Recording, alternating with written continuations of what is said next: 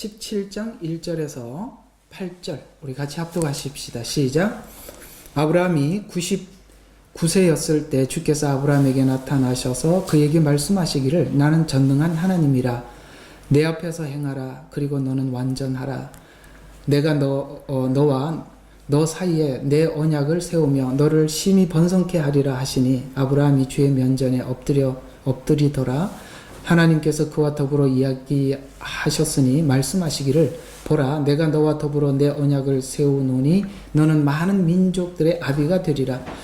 내 이름을 더 이상 아브라함이라 부르지 않고 내 이름을 아브라함이라 하리니 이는 내가 많은 민족의 아비가 되게 하였음이라. 내가 너를 심히 다산하게 하리니 내가 내게서 민족들을 이루며 내게서 왕들이 나오게 하리라. 내가 나와 너와 내 뒤에 올 씨 사이에 대대로 내 언약을 세우리니 영원한 언약을 삼고 너와 내 씨의 하나님이 되리라. 내가 너와 내 뒤에 올 씨에서 내가 타국인으로 있는 땅, 즉 가나안의 모든 땅을 주어 영원한 소유가 되게 하며 나는 그들의 하나님이 되리라 하시니라. 아멘. 자, 오늘은 아주 제목이 단순하지요. 하나님께 영광. 이게 우리가 하는 일상적으로 모든 집회를 마치거나 모든 일을 하고 난 뒤에 우리 하나님께 영광 박수합시다 라고 박수는 쳤는데 도대체 그 영광이 왜 박수를 쳐야 하는지, 왜 하나님께만 영광인지, 여기 중요합니다. 도 이런 말들이 참 중요하더라고요. 그러니까 왜 하나님께만 영광인지 한번 아브라함의 오늘 이 일생의 한 부분을 통해서 저와 여러분이 함께 생각해 보려고 합니다. 자, 오늘 이 내용의 좀 중심 주제를 한번 살펴보고 오늘 설명을 해 들어가면 되겠습니다. 자, 오늘 중심 주제는 바로 이런 이야기죠. 오늘 이 17장 이야기는 15장과 16장과 밀접하게 연결해서 생각해 봐야 되는 부분이거든요. 그러니까 이렇게 생각하면은 그냥 하나님께서 16장에 아브라함이 하갈을 취해서 이스마엘을 출생했다라는 이 출생 사건이 15장, 그러니까 앞에 있는 15장과 연결해서 설명이 되지 않으면 이 16장 이야기는 홀로 다른 이야기가 돼버리죠. 그러나 아브라함 일생의 전체 스토리를 하나님께서 쭉 전개하는 과정 속에 16장은 15장의 어떤 의미가 돌출된 게 있죠. 그러니까 15장에 어떤 중요한 어떤 사건이 한번 있었죠.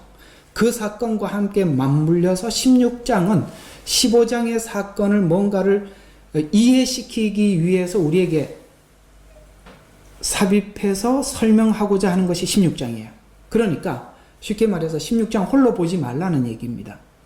15장과 17장을 연결시켜서 16장이 왜 들어가 있는지 보지 못하면 16장 사건은 매일 우리는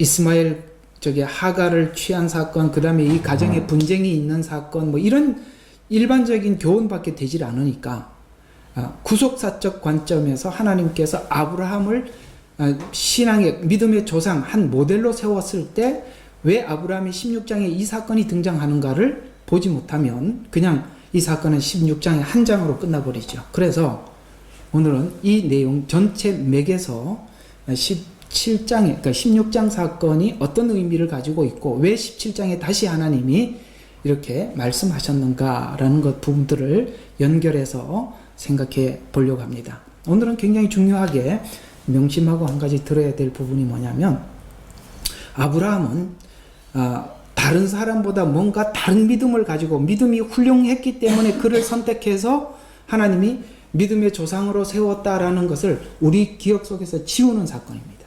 매우 중요한 겁니다. 무슨 말이냐면 그는 믿음이 좋았기 때문에 선택받았다라는 게 아니라고 설명하는 겁니다. 이해가 가세요? 항상 아브라함 사건에서 하나님은 아브라함을 영웅할 마음이 전혀 없습니다. 아브라함은 하나님께서 은혜를 입어서 그가 믿음의 조상이 되었다라고 설명하고 싶은 게 아브라함 사건이죠. 그래서 우리는 자꾸 아브라함 믿음을 자꾸 드러내게 되면 하나님은 사라지죠. 그러나 하나님은 아브라함을 통해서 하나님이 어떻게 일하셨는지 우리에게 보여주고 싶은 것이죠. 그래서 아브라함이 누구보다 믿음이 좋아서 믿음의 조상이 된 것이 아니라는 걸 설명하기 위해서 16장에 이스마엘 사건이 들어가 있는 것입니다.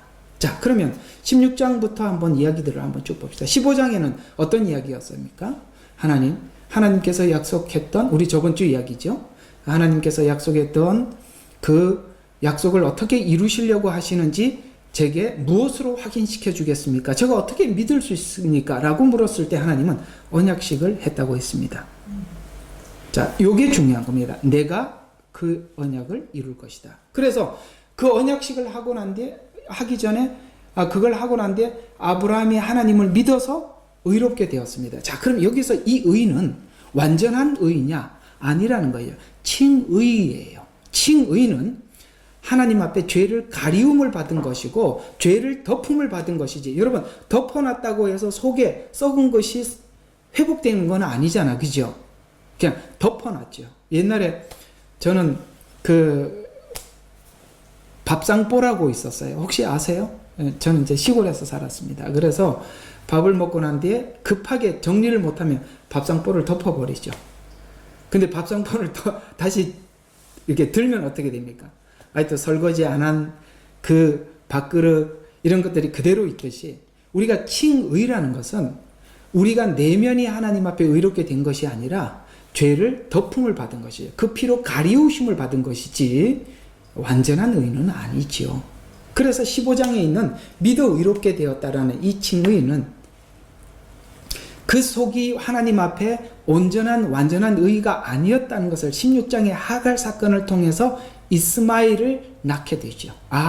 그가 완전한 의는 아니었구나. 뿐만 아니라 17장에 들어가서 사레에게 한 아들을 주어 민족의 어미가 되게 하시겠다고 하나님께서 말씀하셨을 때 아브라함이 100세 된 사람에게 아들이 있으리요? 90세 된 사라가 애를 낳을 수 있으리요? 하면서 이스마엘이나 살게 해주세요 라고 하나님 면전에서 웃었던 사건이 또 등장하죠. 자, 그러면 지금 이스마엘 사건, 그 다음에 하나님께서 사라를 통해서 하나님 그 약속을 이루어 가시겠다고 했을 때 웃었던 사건들은 지금 아브라함이 하나님을 믿어서 의롭게는 되었지만 그 의가 하나님의 일하심, 결국에는 22장인데 22장에 하나님이 어느 쪽으로 인도해서 믿음을 정확하게 확인시키려고 하느냐면은 하나님은 없는 것을 있게 하시고 죽은 자를 살리는 것 같은 방식으로 우리에게 믿음을 심어줬다. 여러분, 우리 상식 속에서는 없는 거는 없는 거지 없는 것이 있는 것으로 만들어질 수는 없지요. 맞죠? 또 하나, 우리 상식 속에는 죽은 거는 죽은 거지 죽은 게 산다라는 것은 우리 상식에는 없는 거죠. 이건 하나님만이 할 수 있는 일이지요. 우리는 죄인입니다. 그러나 죄인은 죄 스스로를 씻을 수 없습니다. 그러나 이 일을 우리는 할 수 없지만 하나님은 할 수 있습니다. 라는 부분이 바로 22장인데 그것이 아브라함이 믿음이 좋아서 그 문제를 해결했느냐? 아니다. 이 이야기를 하기 위해서 하나님은 아브라함을 75세에 불렀고 100세가 될 때까지 약속만 했지 실제 그 약속을 이룰 만한 자녀를 하나 주지를 않고 25년을 확인시키는 과정 속에 여러 번 아브라함은 실수를 하죠. 바로 이 이야기죠. 그러니까 보세요. 아브라함은 믿음이 자라가는 것은 분명한데 믿음이 좋아서 자라가는 것이 아니라 하나님께서 그런 것을 확인시켜주고 한 단계 넘어가고 확인시켜줘서 한 단계 넘어가고 이렇게 자라갔을 뿐이지. 그래서 이런 건 참 위험한 거예요. 어느 날 갑자기 내 믿음이 껑충 뛰어서 정상에 서 있는 듯한 요거는 아주 위험한 거예요. 왜냐하면 그건 감정이지 실제 하나님의 지적이고 정적이고 의지적으로 하나님을 믿는 것은 아니기 때문에 그렇습니다. 그거는 감정이 충만한 것이지, 우리가 믿음이 되기 위해서는 하나님을 확인하는 작업이 계속 필요한 겁니다. 하나님은 계속 확인시켜 주시죠. 당신이 누군지. 바로 이걸 설명해 주고 싶은 것이죠. 그래서 오늘 이 아브라함 전생의 이야기 속에서 로마서 4장이 이 아브라함의 생애 속에서 있었던 그 칭의 사건을 그대로 가지고 와서 우리에게 믿음을 설명을 하고 칭의를 설명할 때 이렇게 설명해 들어가는데, 로마서 4장에서는 아브라함이 의롭게 된 것을 창세기 15장에 믿음이라고 인용하여 설명하는데, 믿어서 의롭게 된 아브라함이 그 행위가 온전해지는 것이 성화되는 과정인데, 자, 성화의 원인은 칭의의 은혜가 성화를 시키는 거예요. 맞죠? 문제는 왜 하나님께서 15장에 칭의가 되었지만은 성화되는 과정 속에서 뭐가 문제가 되느냐면, 이게 굉장히 중요한 이해인데요. 믿음으로 구원을 얻어서 의롭게 되지만 성화되는 과정 속에서 상당한 문제가 생기는데, 무슨 문제가 생기느냐면, 성화되는 과정 속에서 은혜는 없어지고 내 믿음이 남아서 내 자랑이 되고 믿음만 남아있다 이 말입니다.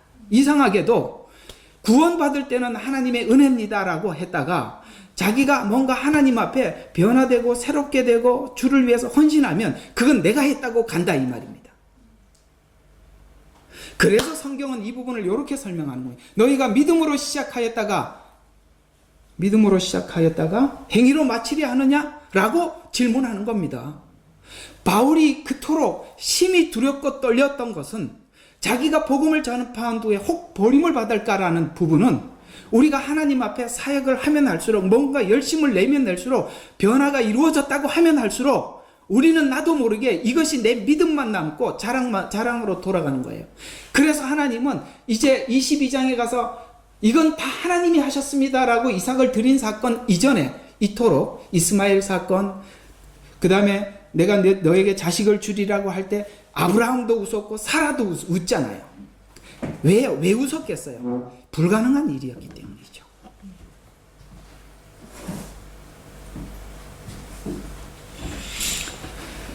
참 우리가 이런 하나님을 생각해 보면 하나님은 정말 놀랍고 위대하시고 찬양받기에 합당하신 분입니다. 왜냐하면 우리가 11장까지 봤어요. 인간이 얼마나 부패한지. 그죠? 여기서 하나님이 시작을 했단 말이죠. 이 부패한 인간이 하나님의 은혜를 알고 칭의도 하나님께 영광이요 성화도 하나님께 영광이라고 이렇게 고백할 수 있는 것은 우리가 얼마나 철저하게 부패했는지를 확인하지 않는 한 불가능한 거죠. 바로 이런 관점에서 이스마엘 사건을 이해를 해야 하는 것입니다. 자, 그래서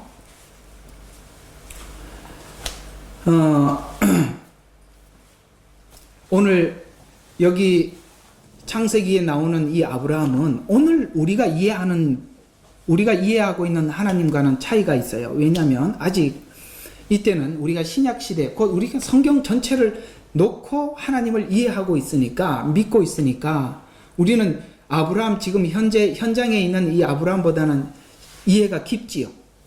근데 아브라함은 그 당시에 우리가 이런 성경이나 하나님의 일하심이나 이런 부분에 대해서 이해가 깊지는 못합니다.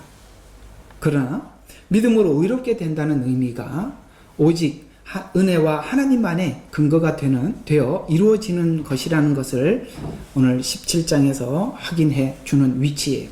그래서 믿음의 조상의 탄생이 하나님만이 이유와 조건이라고 설명하고 있는데, 그 믿음의 근거와 이유의 조건이 아브라함이 아니라 하나님이 내가 이렇게 내가로 등장하죠. 자, 그래서 우리가 처음에 약속했던 이야기를 한번 보도록 하겠습니다. 창세기 12장 2절에 보면 하나님께서 아브라함에게 약속하시죠. 내가 너로 큰 민족을 이루게 할 것이며 내게 복을 주고 내 이름을 위대하게 하리니 너는 복이 되리라. 이 모든 것이 아브라함의 믿음이 아니라 내가 너로, 이것입니다. 우리가 사실 신앙생활 하는 과정 속에서 결코 잊지 말아야 될 것은 하나님이 우리에게 준 구원이라는 것입니다. 여러분들이 주를 위해서 무엇을 하더라도 그건 하나님이 주신 은혜에 그저 감사하는 것에 지나지 않다는 것이지요. 이런 실제 많은 사람들이 이런 일을 겪느냐? 정말 진실한 그리스도인들은 이 일을 겪더라고요. 사람이 이렇게 우리가 지금 아가서도 하고 있지만은 아가서 1장에 보면은 솔로몬과 슐라민 사이에 참 아름다운 사랑의 대화와 교감이 있어요. 그러나 중간에 한번 슐라민이 미끄러집니다. 왜냐하면 솔로몬이 얼마나 자기에게 가치 있는 존재인지 모르기 때문이죠. 우리 신앙생활하는 우리들도 그렇습니다. 예수님이 우리에게 참 귀하십니다. 예수님만이 우리의 영광이 되십니다. 라고 입으로는 말을 하는데 그것이 진정으로 얼마나 가치 있느냐에 대해서 각자가 다르고 실제 자기가 영광을 받아야 될 입장이 되었을 때 하나님은 온데간데 없고 자기만 남아있는 우리들을 늘 봅니다. 여기에 대해서 누가 나는 아니요 라고 말할 사람 아무도 없을 거예요. 하나님은 우리를 구원하시고 마지막까지 보존하시는 것이 하나님의 목적이라면 그 사이사이에 우리가 곁길로 셀 수 있는 수많은 요소들, 우리의 부패한 마음, 교만함, 이걸 하나님께서 해결하지 않고는 마지막까지 보존할 수 있을까요? 그 전에 이토록 아브라함 자신이 얼마나 부족한 하나님에 대한 이해가 없는 존재인 것을 이토록 확인시켜서 22장에 그 고백을 받아내는 데까지 가는 것이죠. 그래서 16장, 17장은 15장의 믿음이 인간에게 있지 않고 오직 하나님께 근거가 있었다는 말인데 또 이 아브라함은 지금 하나님을 믿고 있지만 하나님이 일하는 방법에 대해서는 몰라요. 그러면 이 시대 아브라함은 그럴 수 있어도 자, 저와 여러분은 성경이라는 걸 가지고 있었고 아브라함과 그 다음에 이스라엘 전 역사, 십자가 사건, 그 증언들을 가지고 66권이라는 하나님의 근거된 증명된 성경을 가지고 있습니다. 맞죠? 그러면 지금 아브라함이 이렇게 몰랐듯이 저도 모릅니다 라고 이렇게 얘기할 수는 없죠. 왜? 우리는 이미 성경을 통해서 하나님의 일하심이 어떤 방법인지 그 십자가가 하나님의 어떤 우리를 향한 어떤 표현인지 우리는 지금 알고 있지요. 우리가 예를 들어 우리가 기도를 하더라도 하나님 아브라함도 그랬잖아요 이렇게 얘기하는 건 아닙니다. 왜요? 우리는 성경을 가지고 보고 있지 않습니까? 아브라함은 이스마엘을 출생하게 했대요 이렇게 아브라함은 이런 실수를 했대요 이렇게 자꾸 아브라함도 그랬는데요 이런 얘기 하지 말라 이런 얘기입니다. 자, 이렇게 일하시는 하나님을 알지 못할 때는 하나님께서 이렇게 일하시는 하나님 뭐예요? 없는 것을 있게 하고 죽은 자를 살리는 이런 방법으로 일하는 하나님을 알지 못할 때는 인간의 기본적인 사고인 행위의 법칙으로 이해했기 때문에 이스마엘 사건이 등장한 거죠. 맞죠? 그러니까 하나님이 내가 너 자손으로 네 후손으로 열국의 아비가 되고 믿음의 조상이 되게 하리라 라고 했으니까 아브라함은 생각한 거죠. 그럼 내 후손이면 되겠구나. 그래서 하갈을 취한 거 아니겠습니까? 그러니까 하나님이 없는 것을 있게 하고 죽은 자를 살리는 방법으로 일하시는 이런 하나님이라는 걸 모를 때는 우리가 일하는 방법 자체가 행위의 법칙으로 갈 수밖에 없었다라고 말하는 게 16장 이야기라 이 말입니다. 그렇죠? 아브라함의 자식이면 되니까 아내 사라든 말든 그저 하갈이든 누구든 내 자식이면 되니까 이런 거죠. 자, 그래서 우리가 여기서 한번 생각해 볼 한 부분이 있어요. 무슨 말이냐면 일반적으로 인간이 신을 믿는 목적이 이런 게 있어요. 내 능력으로 할 수 없는 것을 내 능력으로 할 수 없는 어떤 일을 하기 위해서 신이 요구하는 어떤 요구를 만족시켜서 내가 원하는 것을 얻어내려고 하는 것이 일반적으로 신을 믿는 목적이라 이 말입니다. 그러니까 신이 내가 너에게 이걸 주겠다라고 한다면 신에게 묻지요. 어떻게 하면 내가 그걸 얻을 수 있습니까? 라고 물으면 그 내가 원하는 이 수준에 이렇게 만족시켜라 라고 하면 그걸 만족시켜서 내가 할 수 없는 어떤 것을 신의 능력으로 얻어내려고 하는 것이 일반적으로 사람들이 생각하고 있는 신을 믿는 이유란 말입니다. 이것은 많은 신화 속에 나오는 이야기들이에요. 그렇죠? 모든 신화들이 뭡니까? 인간은 그 능력을 행할 능력은 없고 자기가 원하는 목적은 있고 그러면 이걸 주시기 위해서는 신이 뭘 요구하는지 물어보고 그걸 만족시켜서 얻으려. 그것이 바로 가나안 신화요 로마 신화들입니다.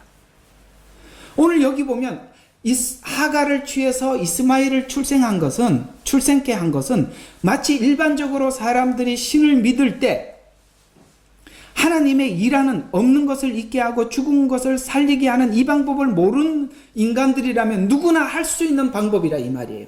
이해가 가세요? 우리가 가만히 보면 우리가 하나님을 믿을 때 하나님이 우리에게 믿으라라고 할 때 칭의 말고 하나님의 일하심을 믿으라고 할 때는 죽은 자를 살리고 없는 것을 있게 하시는 하나님을 믿으라고 하는 이런 믿음을 우리에게 요구하시는데 그걸 믿기까지 우리가 사실 이 16장을 지나는 사람들이 대부분 있더라 이 말이에요. 이해가 가요? 오늘 설명이 어렵습니까? 안 어렵죠? 예. 이 16장과 같은 과정들을 많이 지나가더라는 거죠.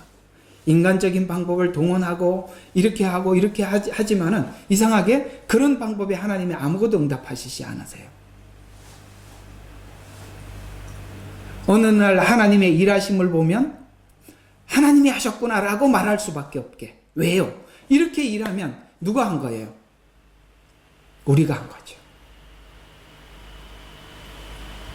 지금 하나님이 아브라함에게 하고자 하는 이야기는 뭐냐면 일반적으로 사람들이 신을 믿고 따르는 이런 하나님이 아닌 하나님을 말하고 싶은 거예요.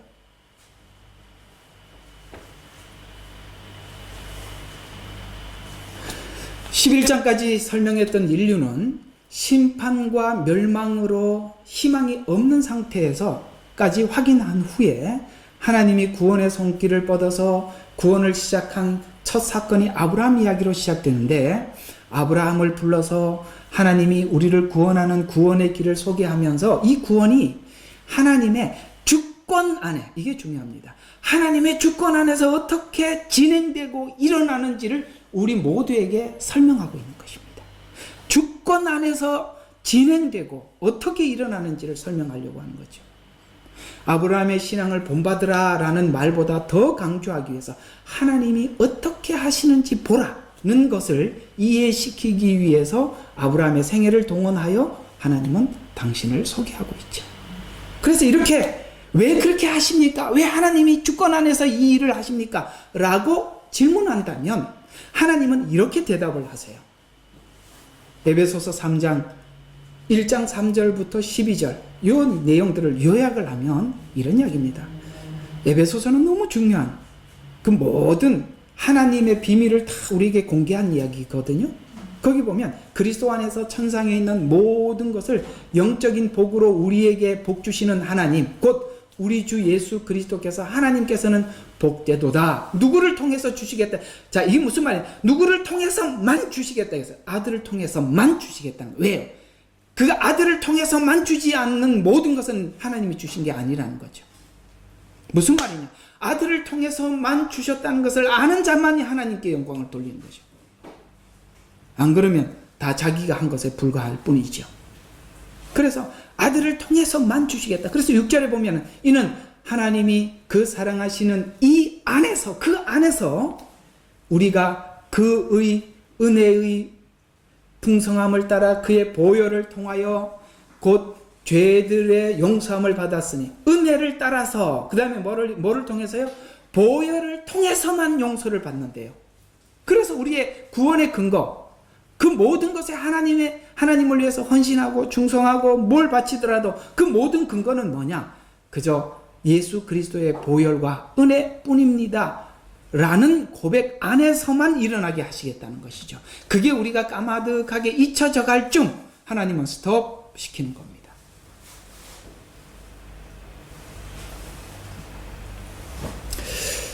이게 실제적으로 여러분의 삶 속에 경험되지 않았더라도 하나님은 반드시 이 방법으로 일하신다는 걸 잊지 마시기 바랍니다.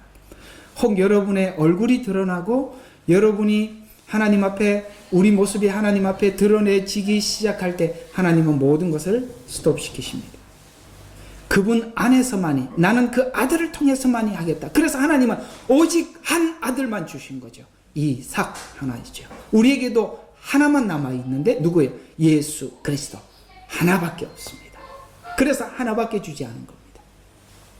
둘이 있으면 안 되겠죠. 이스마엘과 이삭은 함께 공유할 수 없습니다. 인본주의와 신본주의는 하나가 될 수가 없어요. 우리는 오직 하나님 한 분만이 남아있어야 되는 거죠. 그래서 오늘 보니까 그 둘은 갈라질 수밖에 없어요. 그래서 에베소서 1장 12절에 보면 이는 먼저 그리스도를 믿었던 우리로 그의 영광을 찬양케 하려 함이라. 아멘. 믿음이 뭘로 가요? 우리 믿음이 내 믿음입니다라는 것으로 가는 게 아니라 이 믿음이 어디로 가요? 그의 영광을 찬양하는 데로 가는 거예요. 아멘. 아시겠습니까? 그래서 이 창세기에 있는 아브라함 이야기는 아브라함의 믿음의 이야기가 아니에요. 자꾸 그걸 아브라함을 등장시키는 거예요. 아니에요. 아브라함을 아브라함 되게 하신 하나님이 누구냐? 이걸 설명하고 싶은 거예요. 그러니까 하나님이 뒤에 가서 내가 누구냐라고 설명했을 때 나는 아브라함의 하나님이요 이삭의 하나님이요. 나 알고 싶으면 아브라함 안에 나를 살펴보라는 거예요. 우리는 자꾸 아브라함이 영웅이 돼가면 아브라함처럼 된 사람들은 전부 다 자기 믿음만 남고 하나님은 사라지고 없겠죠.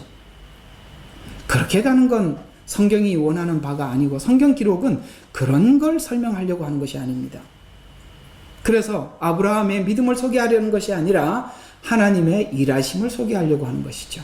그러면 아브라함의 믿음의 여정 속에서 아브라함이 귀했던 것은 어떤 부분이냐? 그럼 아브라함은 아무도 아니냐? 놀랍게도 바로 이 부분이 아브라함에게 귀한 반응이었다고 성경은 설명하고 있습니다. 크게 세 군데를 볼 수가 있는데요. 하나는 창세기 12장에 있는 본토와 친척과 아비집을 떠났다라는 부분을 히브리서에서는 그토록 칭찬하고 있습니다. 결단이죠. 시작의 결단은 매우 중요한 겁니다. 왜 우리 믿음의 여행이 시작되지 않고 그 믿음의 여정이 출발되지 않느냐면 떠나지 않기 때문에 안 되는 겁니다. 결단입니다. 여러분, 하나님은 우리에게 이 반응을 요구하시는 거예요. 반응하십시오. 앉아서 이게 맞니 저게 맞니 성경 여기 맞추고 저기 맞추고 성경에 이렇게 이야기합니다. 너희가 성경에 영생이 있다고 성경을 상고하거니와 성경은 곧 내게 대해서 말씀하신다. 사람들은 성경 안에서 어떻게 하면 영생을 얻어 이걸 찾으려고 합니다. 아니요. 성경은 그런 기록이 아니라고 이야기합니다. 성경은 내게 대해서 말씀하고 있다. 예수님 안에서 용서가 있고 예수님 안에 영생이 있는 것이지 거꾸로 잘못 본 거예요. 영생을 보려고 성경을 보는 게 아니라 예수 그리스도를 보기 위해서 성경을 보는 거예요. 마찬가지로 이 아브라함 이야기는 아브라함을 확인하기 위해서 아브라함 이야기를 보는 것이 아니라 아브라함과 함께 일하셨던 하나님을 찾기 위해서 아브라함을 보는 것이다. 이런 이야기입니다. 그러나 하나님께서 성경을 통해서 우리에게 얘기하는 것은 아브라함이 바라 본토 친척 아비집을 떠났잖냐. 하나님의 인도함을 받기 위해 반응입니다. 여러분 오늘 설교 속에 여러분이 반응을 어떻게 하느냐는 너무 중요한 거예요. 왜 안 되느냐? 반응을 하지 않기 때문에 그렇습니다. 왜 반응하지 않아요? 항상 이걸 아셔야 됩니다. 우리가 반응하지 않는 많은 이유 중에 하나는 설교자가 설교하고 있다고 생각하기 때문에 그렇습니다. 저는 그렇게 생각해요. 여러분 설교자가 설교를 하는 게 아니라 설교자는 하나님의 말씀을 대언하는 겁니다. 인간 대 인간으로 생각하면 여러분들은 절대 은혜 받을 수 없습니다. 그래서 우리는 항상 기도하기 전에 예배하기 전에 하나님 앞에 이렇게 기도할 필요가 있어요. 하나님, 목사님은 하나님의 말씀을 대언하게 해주시고 저희들은 그 말씀에 아멘하게 해주세요. 바로 이럴 때 우리는 본토 친척 아비집을 떠나 하나님의 여정의 시작을 할 수가 있는 것입니다. 왜 사람들이 신앙에 성숙하는 자리에 끼어들지 못하느냐면 끊임없이 그것이 교회 가서 누구 이야기고 누구 이야기고 그 목사 이야기고 이러니까 안 되는 거예요. 하나님은 아브라함이 친척집을 떠났다는 것을 귀하게 여기셨습니다. 15장을 또한 하나님은 칭찬하셨습니다. 뭐예요? 아브라함이 하나님을 믿으니 그것을 의로 여겼더라. 칭의입니다. 그 다음에 하나님이 그 아브라함을 칭찬한 이야기는 22장이죠. 이삭을 드렸던 사건입니다. 나중에 22장을 여러분들에게 설명하겠지만 매우 귀한 이야기들입니다. 왜 아브라함은 이렇게 고백할 수밖에 없었나? 우리는 왜 하나님께 영광 이렇게 고백할 수밖에 없나? 이걸 이해해야 하는 것이죠.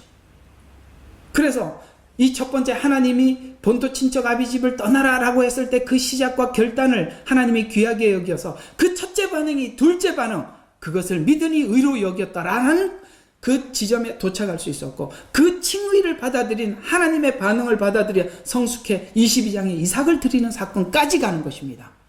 그래서 뭐냐면 우리는 하나님이 우리에게 말씀하시는 모든 것에 대해서 반응하는 겁니다. 그러나 그 반응이 완벽할 수는 없다 할지라도 우리는 하나님 앞에 우리가 할 수 있는 모든 것을 동원해서 반응하는 것입니다.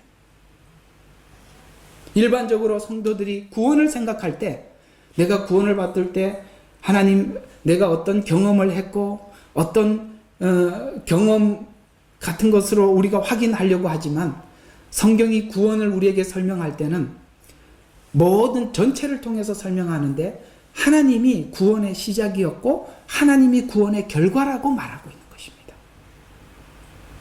하나님의 깊으신 뜻이 구원을 시작하게 했고 가능하게 했다.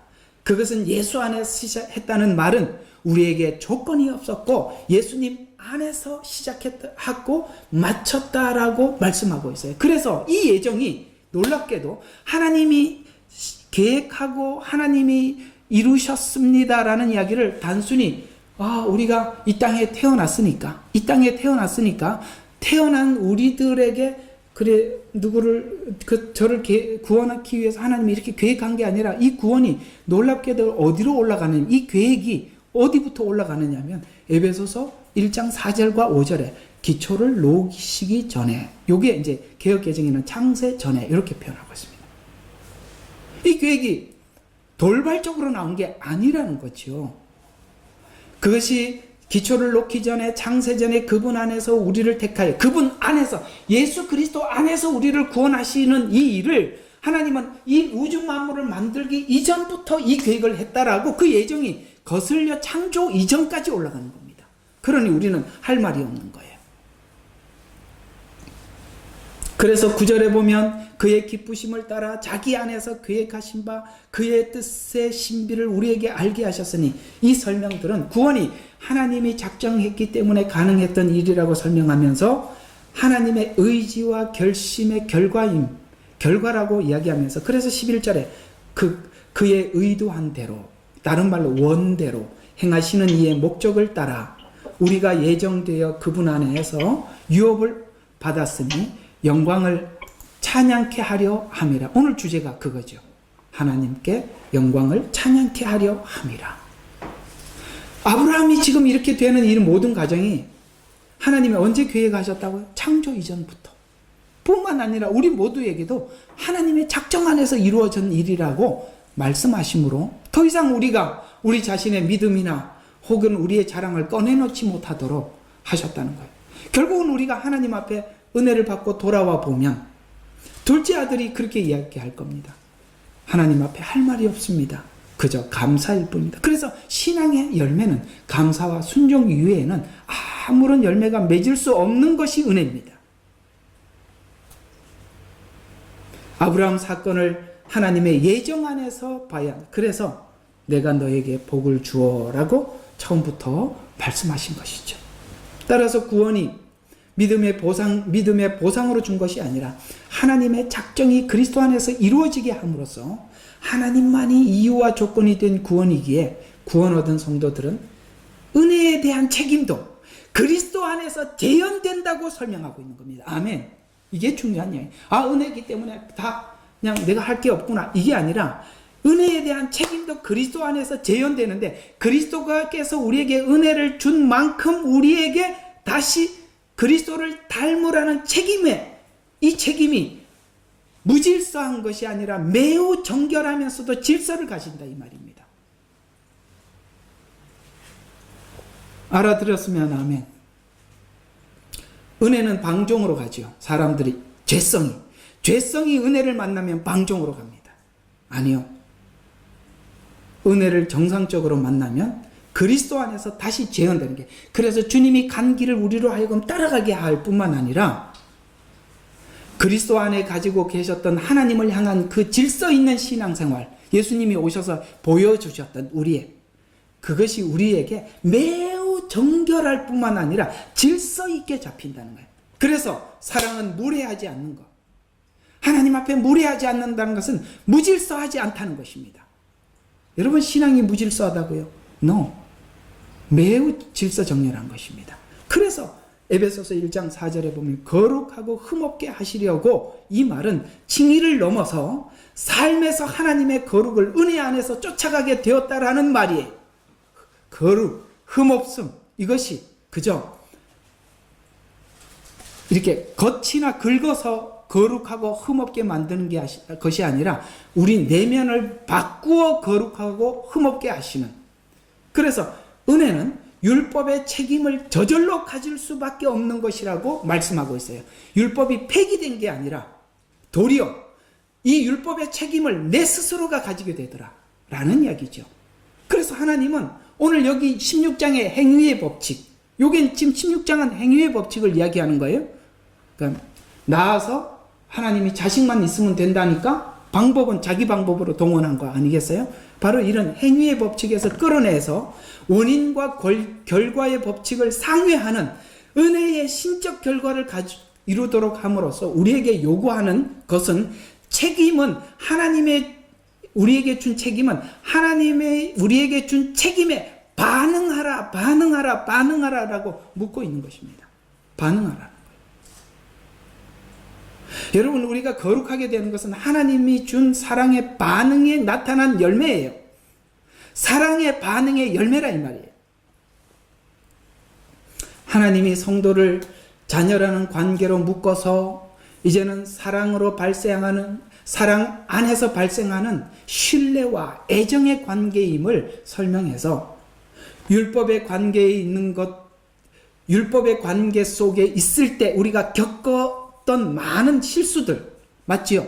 우리가 조건의 법칙 속에서 하나님 앞에 실수를 겪었던 많은 실수들을 지금 아브라함이 겪고 있는 거죠. 뿐만 아니라 우리에게도 그런 실수가 있을 수 있습니다. 그래서 그 실수를 겪었던 그 실수들에 대해서 바울은 자기가 율법 안에서 겪었던 실수를 이렇게 표현하고 있어요. 로마서 7장 23절과 25절에 보면 내 안에서 싸움이 있었었다. 나는 정말 비참한 사람이다. 그 다음에 누가 나를 여기서 건져줄 것인가? 라는 비명을 어디서 질렸어요? 바로 율법 안에 있을 때. 그는 율법을 철저하게 준수하고 살았을 때 내 안에 싸움이 있었다는 것을 보았고, 내가 비참한 존재라는 것도 확인했었고, 그래서 누가 나를 여기서 건져줄 것인가? 실상은 주를 위해서 최선을 다해서 이것이 주를 위한 일이라고 예수 믿는 사람들을 잡아 죽이고 율법에 완전했지만은, 그것이 그럴 때 내 안에서는 사실은 바울은 자기 속에서는 이런 외침이 있었다는 거죠. 누가 나를 여기서 건져주실 것인가? 라는 비명을 외쳤었다 라고 이야기하는 것이죠. 그런데 예수 그리스도 안에서 하나님의 일하심 안에서 은혜를 얻고 나니 확 달라진, 로마서 8장 1절 이렇게 이야기하죠. 그리스도 예수 안에서, 이젠 예수 안에 들어와 보니까 정죄함이 없더라. 왜 싸움이 있고 비참한 비명이 있었어요? 정죄함이 있었기 때문이었습니다. 그 율법 안에서는 이런 일이 있을 수밖에 없었지만은 그리스도 안에 들어오니까, 하나님의 자녀가 되니까, 하나님의 은혜와 사랑의 관계로 묶어놓고 이제 예수 안에 있는 자는 자녀된 법칙으로서 이제는 하나님이 우리를 행위의 법칙으로 대하지 않는다는 말로 법적 관계가 아닌 사랑의 관계 속에서 이루어진 구원이라고 말씀하면서 이 믿음 안에 산다는 것은 아버지와 관계로서 상벌의 관계로 따지지 말라는 말이죠. 또 하나님은 아버지로서, 하나님은 아버지가 되셔서 아버지로서 아버지가 만족할 때까지 그만둘 수 없는 관계로 바뀌었다는 거예요. 그래서 하나님은 우리를 놓지 않고 끝까지 하는 겁니다. 여러분, 자녀를 놓을 수 없는 게, 그러니까 이게 발음이 좀 약하네요. 다시. 자녀를 낳을 수 없는 게 아니라, 말을 하다 보니까 내려놓을 수 없는 게 부모 마음이에요. 맞죠? 속상해서 소리는 질러도 결코 놓을 수 없는 거예요. 하나님이 우리를 향해서 그렇게 보고 계신다는 거죠. 놓을 수 없는 관계로 만족할 때까지 그만둘 수 없는. 그래서 성경이 우리에게 하는 말은 하나님이 근거임을 확인시켜 아버지의 기뻐하심에 이르도록 율법으로 관계할 때보다 더 깊은 훈련. 그 훈련이 뭘까요? 바로 하나님과 우리 사이의 인격적 훈련으로 간다는 거예요. 여러분 아이들이 수학을 더 잘하기를 원해요? 아니면 훌륭한 인격자가 되기를 원해요? 대답을 하라니까. 대답을 해보시라니까. 여러분 자녀들이 수학을 잘하는 자녀가 되기를 원해요? 훌륭한 인격자가 되기를 원해요? 예, 인격자죠. 수학을 잘해서 이게 속은 시커매면 도대체 뭔 인간이 되겠습니까? 하나님이 우리에게 훈련시키려 하는 것은 하나님의 성품을 담는 거예요. 그래서 결국은 신앙은 성품으로 가는 거예요. 우리의 구원을 향한 하나님을 신뢰하고 믿음의 확신도 하나님의 성품을 믿는 것입니다.